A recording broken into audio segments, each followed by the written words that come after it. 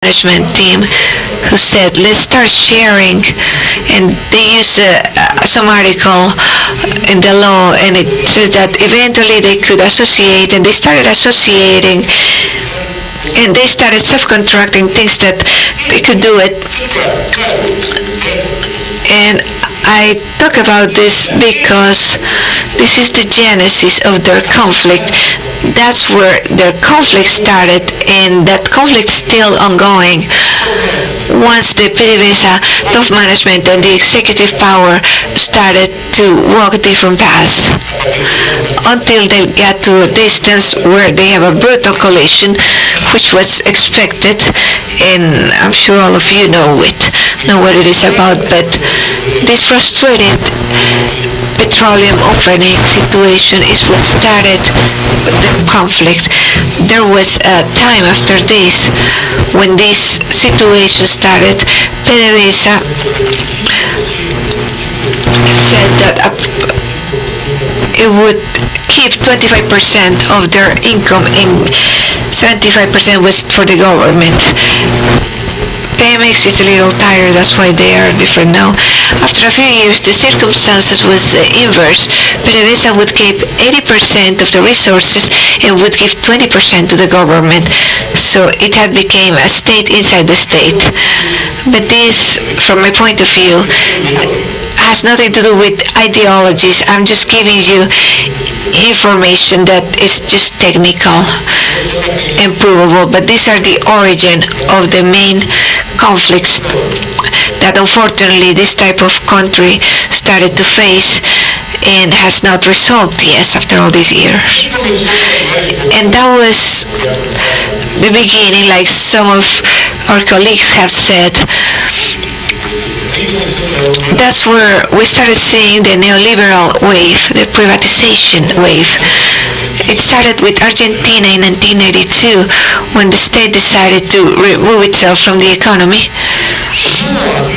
There was no, and this is a personal point of view, there was no, in the other four drivers, there were no elements that were significant to have a radical change. Maybe the technological and financial capacity of ETF was not the best one, or maybe there was something about the level of reserves, but it's not enough to shade this point. It was the political decision to retract the economy from the state. And within 7 years, they didn't change the regime. And after 7 years, they privatized the company. And they ended up selling it to El Sol. And it has had some implications and impacts. Following this wave, in 1994, Bolivia, we could not speak about privatization because everything was under the public state. They defined a capitalization concept. So capitalization was a very creative concept brought by the president, who was an American. He spoke Spanish with an American accent.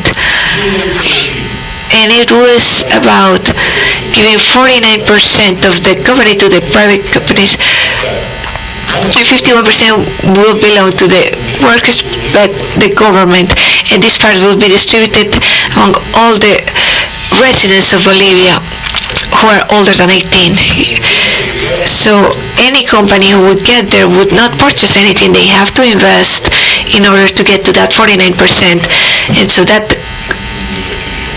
will make the company to double itself.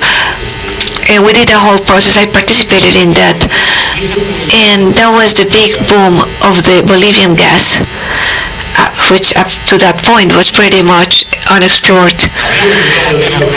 The exploratory risk had increased because we really wanted to go to look for that gas, and the technological and financial capacities by IPFP were not enough to cover those possibilities that the gas was providing. So there were significant changes in terms of the exploitation regime and the role of the state companies.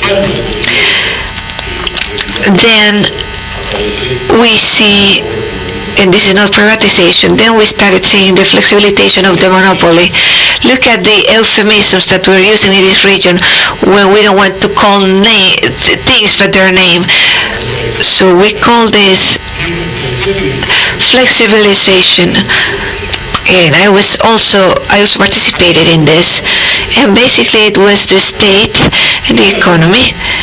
But we could talk about the level of reserves and production. The study that we did with 16 global cases indicated that in Brazil, it was the only country in the world which it was an importer but had a state monopoly. The other monopolies, state monopolies in the world, were all exporters of oil.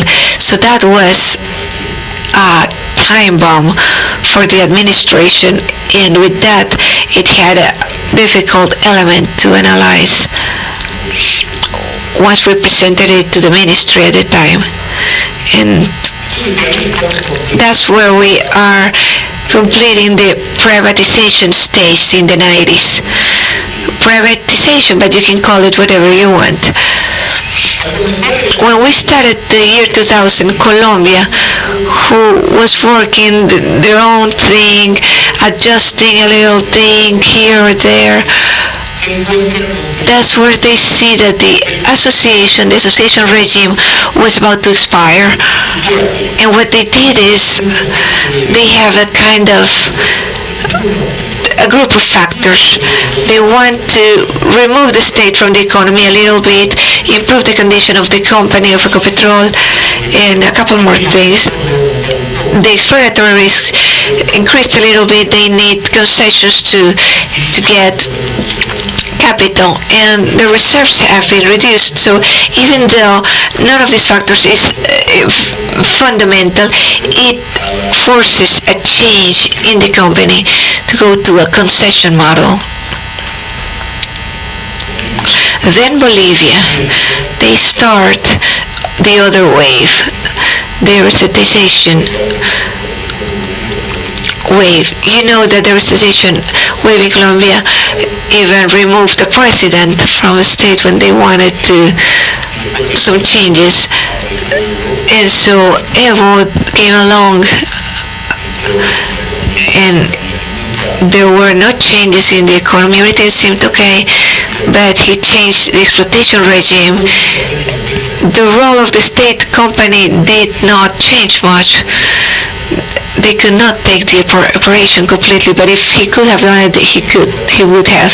So this is where we see the interventionist wave. This is where we see Ecuador changing all the pre-existing contracts. It did not respect the contracts. It changes it into service models.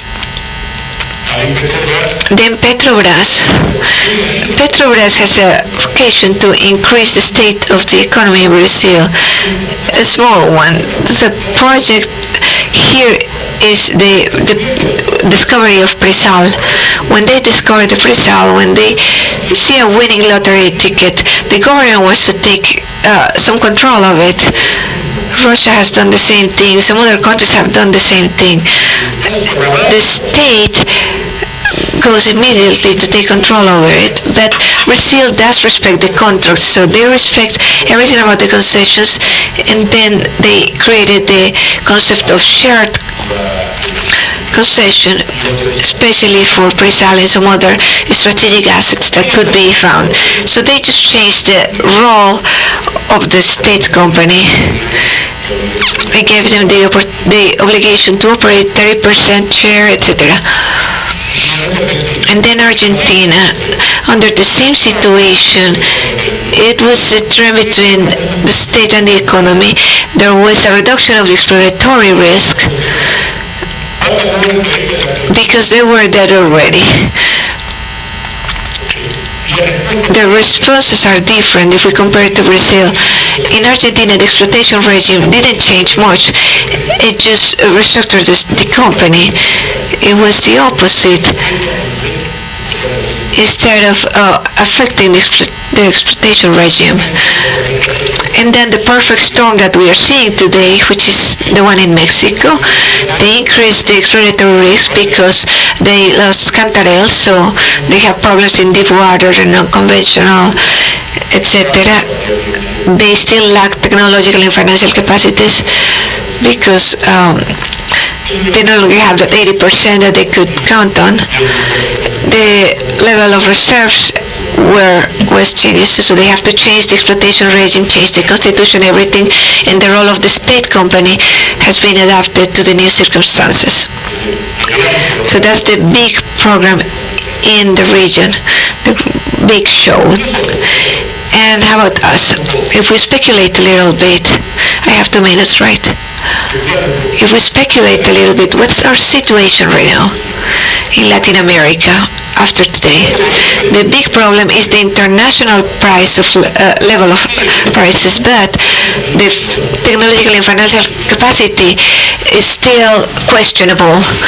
PF has problems, Petrobras has problems, financial problems which are very serious, Pemex has serious problems, PDVSA even worse. So here we have a little problem, a cluster between the capacity of the companies at the international level, which is going to force us to do something. Exploratory risk has increased, so we're going to have to do something. I would say that the response of the state companies and the executive central office, I think, is weak because we cannot find a way out that is bulletproof, that will solve the problem. So every measure that is taken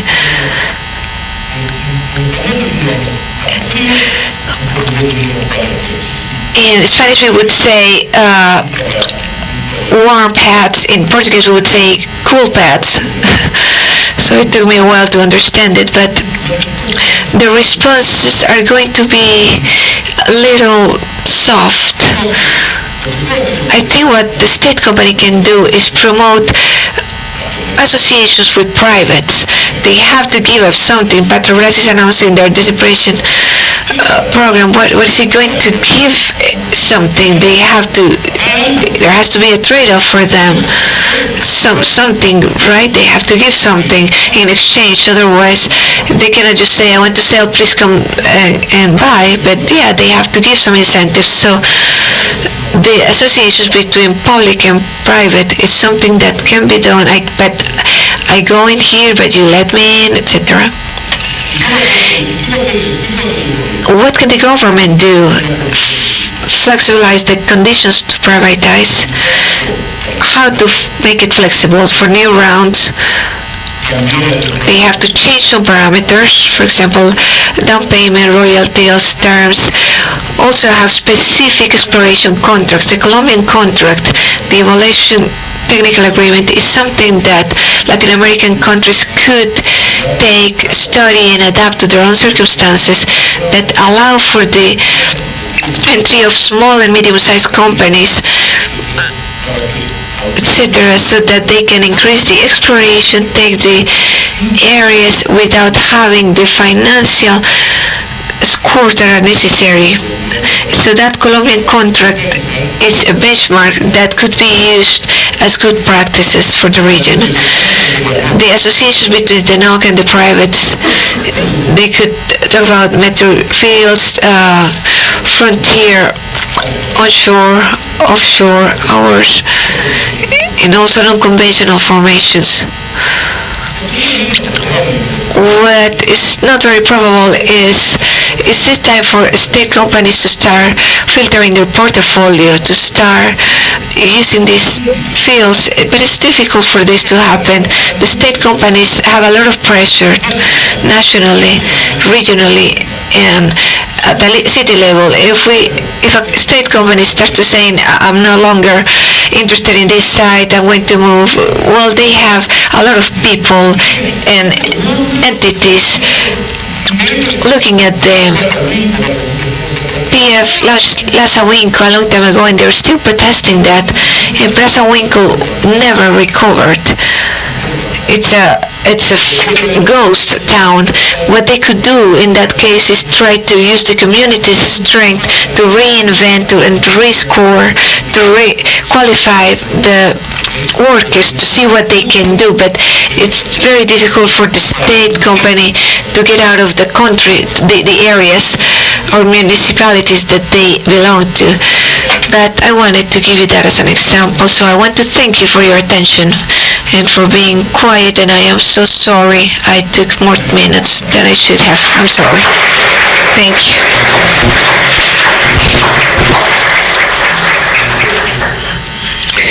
Thank you very much, Agustín and Elder. We had two wonderful presentations which give us a lot of ideas to think about what can happen in the next couple of years in our region. We have time for questions. I'd like to pass the microphone to those who have questions for the panelists. And if Agustín and Elder could sit here, get a chair here, so that they can have the possibility to do this in a more interactive way. So we have a microphone. I saw that both presentations complement each other. Elder presented everything about the challenges, and Agustín talked about the specific issues about our region, and it was very clear for all of us that there will be changes. History proves. Agustín gave us a lot of information. So there are a lot of changes that are less important than the problems that we have already. We have the perfect storm of, we said, lower prices, higher risks, other geological risks. State companies are under an economical situation which is very weak, so something has to happen. So I think this is a good opportunity to think more about this situation. If anyone has a question or a comment about what can happen, please. My name is Luis Cruz. I am an economist. All this time I had a question, which was the last couple of minutes of Agustín's presentation. So I think all this, I'm sorry, he's speaking Portuguese, I can translate completely.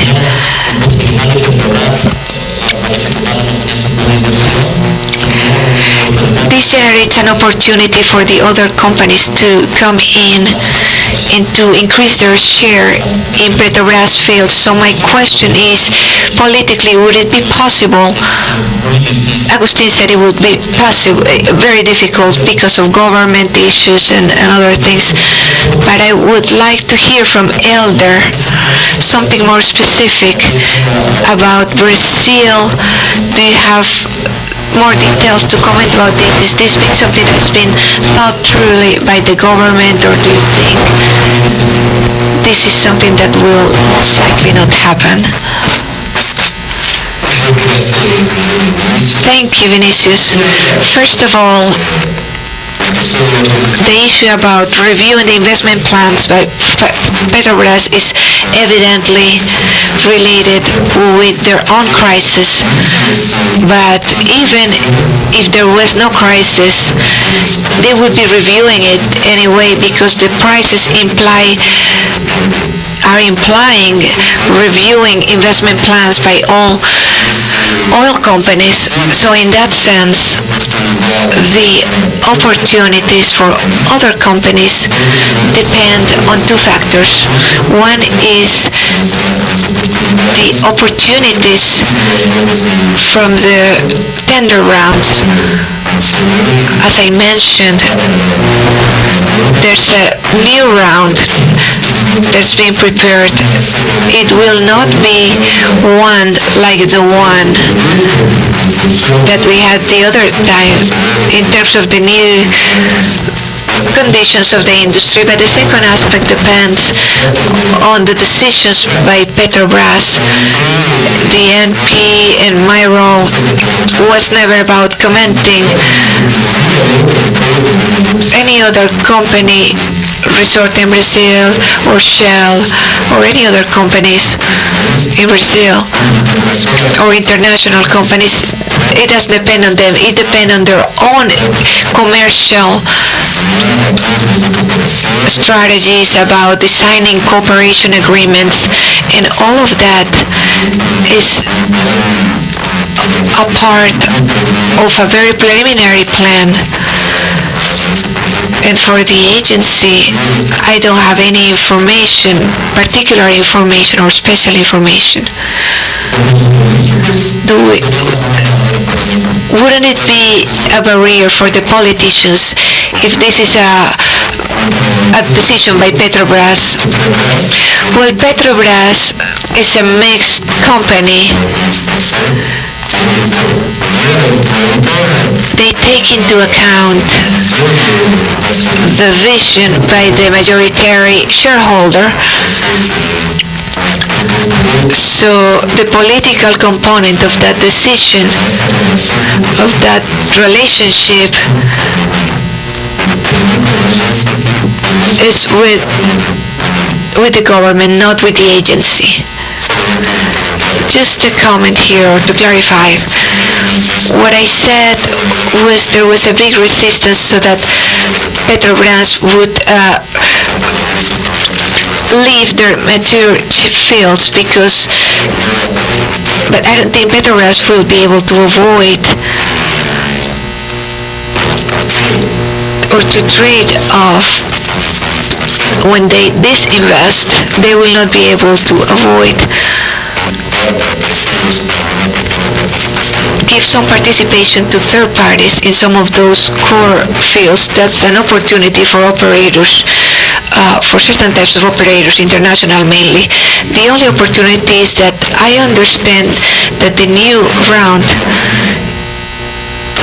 if there's a good competition for the bonus payment, Petrobras won't have financial resources for this bonus. So if they keep this rule, which I'm not sure will happen, there's more opportunity for foreign operators depending on the setup of the round, but it could be important. So I think for foreign operators I see two activities. One is the negotiation with Petrobras to get small portions in coal fields, and the other one is in the rounds. And a third one would be an opportunistic one, which would be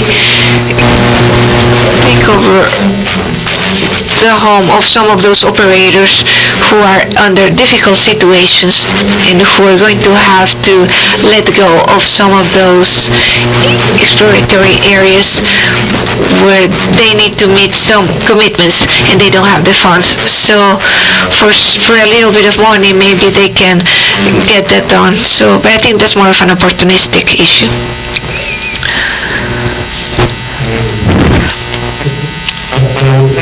For Agustín, I have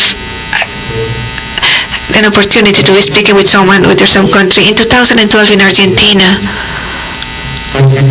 they confirmed one of the promises that you proposed, which is the social changes when something happened, and they took over the shares of Repsol and they nationalized the company at a point where the imports of energy in Argentina reached the peak. The production of petroleum and gas was growing continuously since 1998 and on. But 1 year before that also, along with the president of Repsol, they announced the discovery of a huge field which ended up being just a dead cow.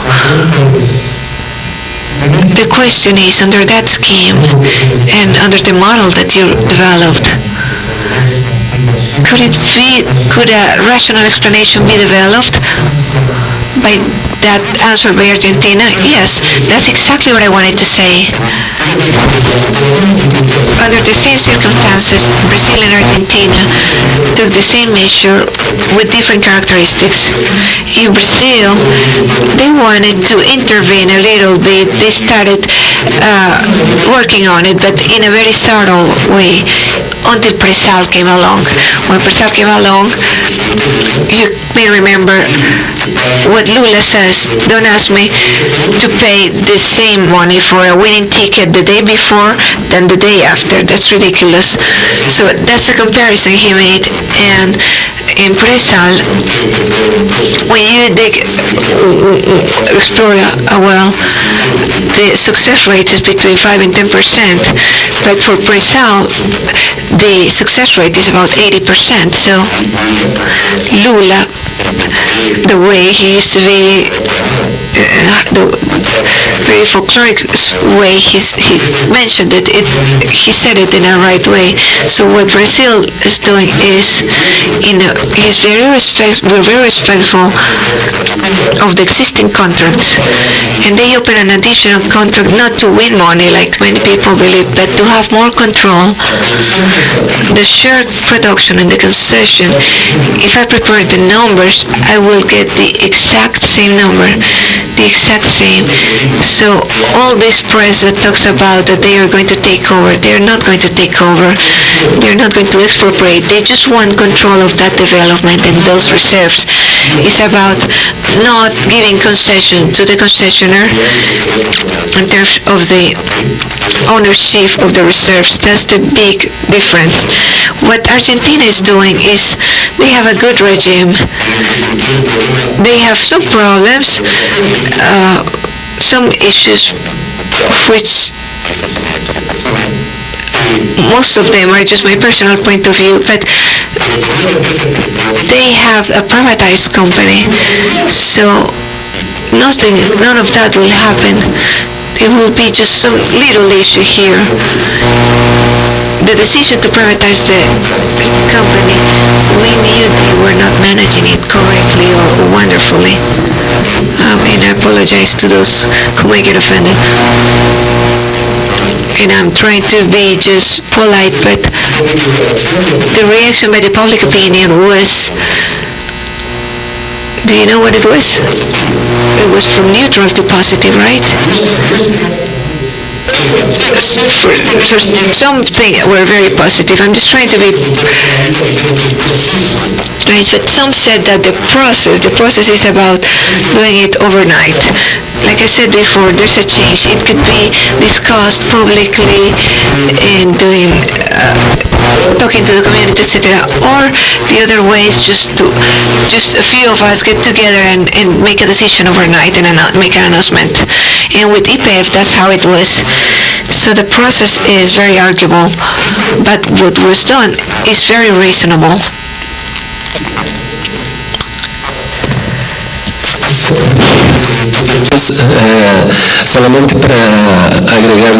I just want to add something that I forgot to mention.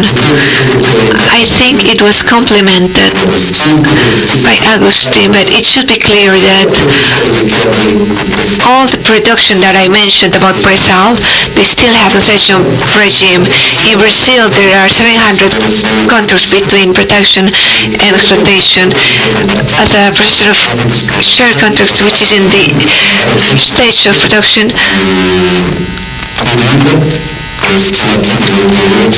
With an estimate between 8 and 12 billion barrels which are recoverable, but production hasn't begun yet.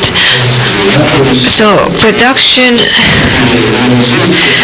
the special region was for share production for new areas of Presal, but the ongoing production still has the concession regime.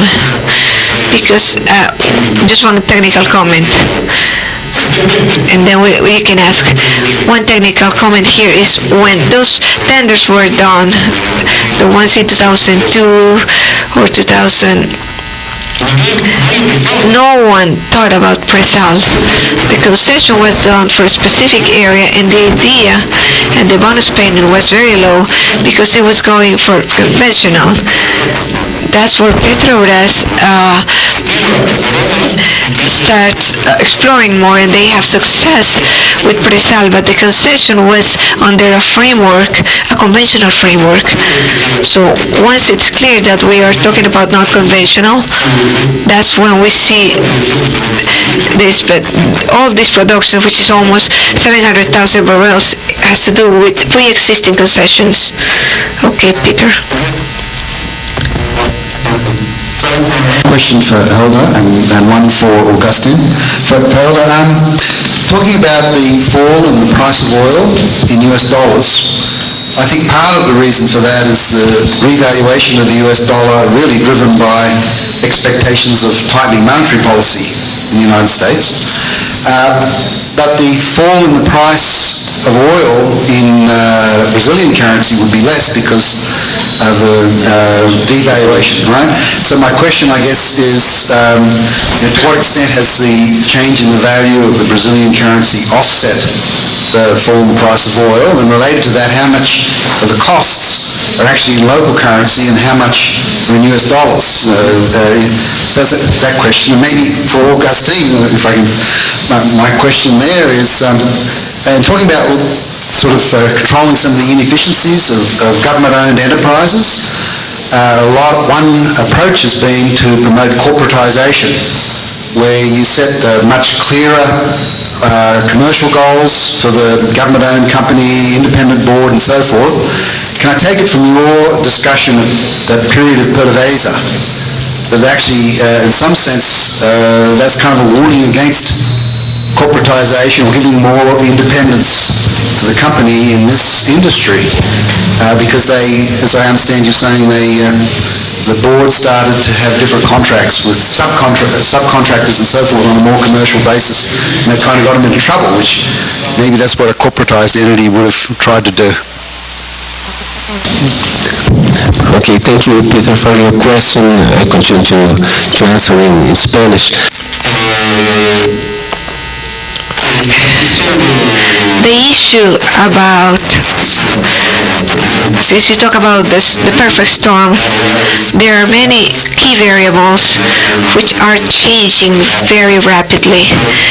So we have to analyze different consequences in different plants. For example, for companies who are under debt in dollars, the devaluation situation is bad at this point because the debt is more expensive now. But as a counterpart, to keep two examples, the governmental participation for the Brazilian industry depends on three factors: production behavior, the price level in dollars, per barrel, and third, the exchange rate. And the students can do their numbers because we compared with last year and we saw the same level because the production grew about 10% from January 2014 and January 2015. The price of crude oil declined a lot, but the valuation offset that expected loss. So from the fiscal point of view, the devaluation situation combined with the price drop compensated, and it wasn't as bad for the government from that point of view. Some other examples can be given between the relationship of fuels. Petrobras, for example, the importer and producer of gasoline, etc. It had very offset prices before. Now with the price drops of fuels in the international market, they started importing at a lower price But with the exchange rate, that difference that they were taking advantage of is almost annulled. So there are different plans where we can analyze the consequences to come up with some conclusions, general conclusions. I understand that question, the dynamics. I presented the opening in 1986 as an element which triggers the dilemma, the conflict, and the permanent contradiction that PREVESA has had all these years and has not been able to resolve. The reasons that brought top management in 1986 to make the decision could be analyzed from an attempt to improve the governance, to open the game to third parties, etc., to an attempt to empty the company, and it's not clear.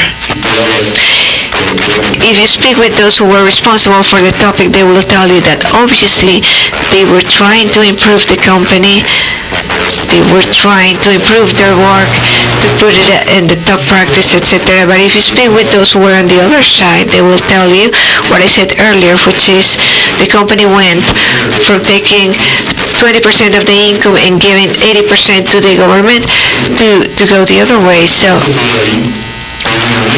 that was an increasing price at some point in the government. So how much do I have left? And they increased the price because everything was in PDVSA, and that's where all this crisis, the layoffs of 19,000 employees, etc. So it's difficult to analyze the evolution of PREVESA under very orthodox foundations.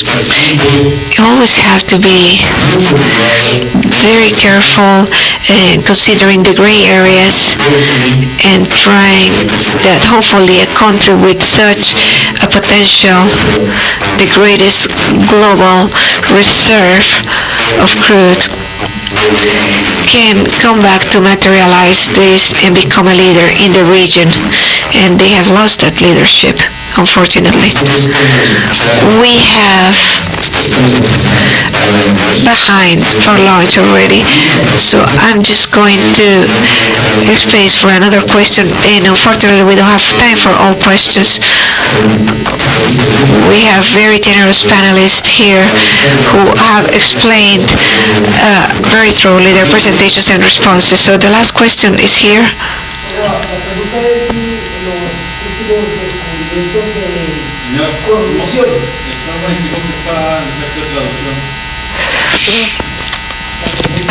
The question is, in the past discoveries of corruption in the state companies that you mentioned, for example in Brazil or Colombia, possibly in other countries, we were seeing a protest in Rio yesterday, almost 1 million people protesting. So is this going to result in a change in the schema? Because all of these corruption cases have generated waves of institutional changes in the countries. What's your point of view?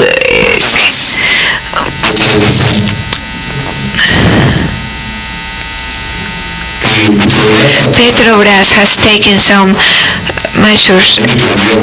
They changed their whole top management, and then they created a head of governance and compliance to try to clean the house a little bit. And as you know, there's multiplicity of executives, functionaries, politicians, etc., prices.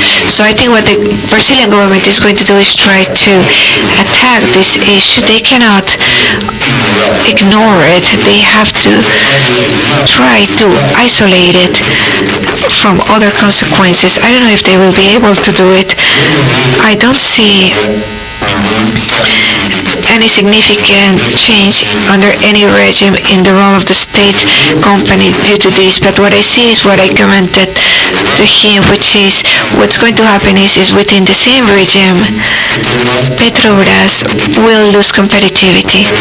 They will have to concede some important share in key assets, and they will have small probabilities to compete in new concession rounds because of difficulties to take a bonus payments, or as that is very expensive. So I don't see, that's just my personal point of view, I don't see a direct impact from the corruption scandals in the exploitation regimes or the structure of the state company, but I do see it for the dynamics and operation and process and competitivity.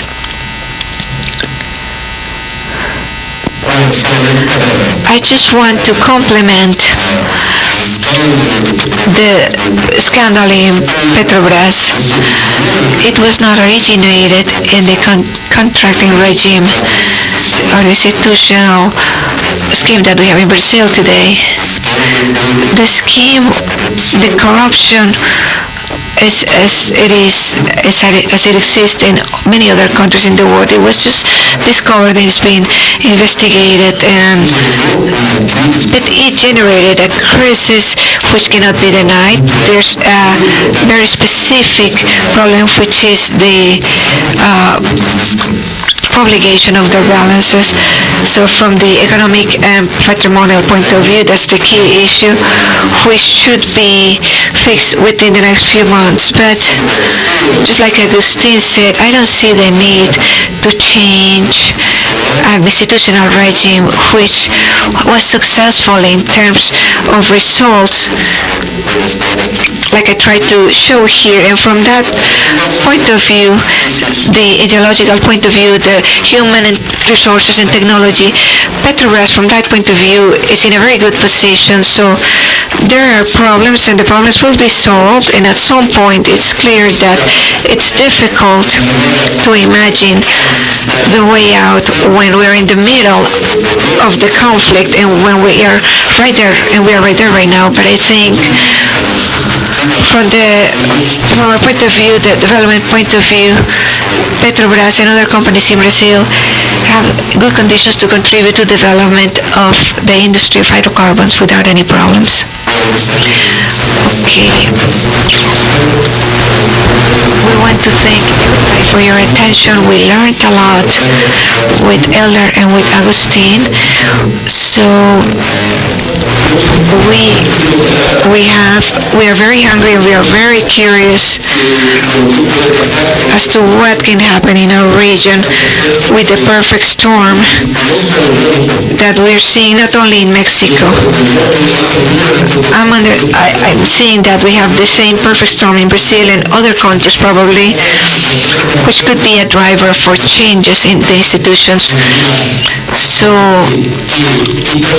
we'll see what changes will happen. This is in Rio in 2017. We will be seeing what will be happening.